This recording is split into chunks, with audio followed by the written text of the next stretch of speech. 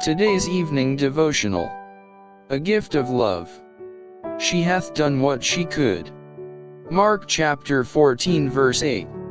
Simon of Bethany was accounted a disciple of Jesus. He was one of the few Pharisees who had openly joined Christ's followers. He acknowledged Jesus as a teacher, and hoped that he might be the Messiah, but he had not accepted him as a Savior. His character was not transformed, his principles were unchanged. Simon had been healed of the leprosy, and it was this that had drawn him to Jesus. He desired to show his gratitude, and at Christ's last visit to Bethany he made a feast for the Saviour and his disciples.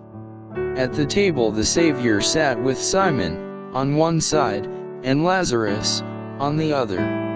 Martha served at the table, but Mary was earnestly listening to every word from the lips of Jesus. In his mercy, Jesus had pardoned her sins.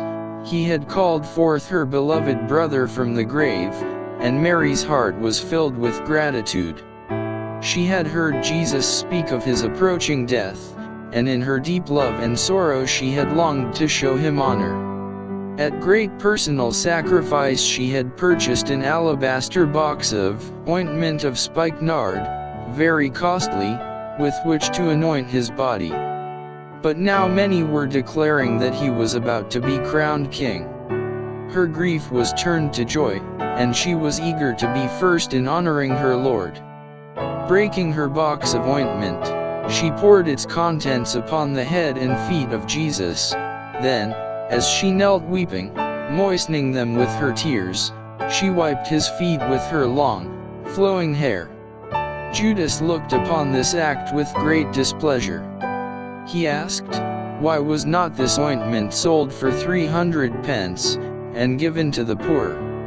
The murmur passed round the table, "To what purpose is this waste?" Mary heard the words of criticism. She was about to shrink away, when the voice of her Lord was heard, "Let her alone, why trouble ye her?" Lifting his voice above the murmur of criticism, he said, "She hath wrought a good work on me. For ye have the poor with you always, and whensoever ye will ye may do them good, but me ye have not always. She hath done what she could, she is come aforehand to anoint my body to the burying.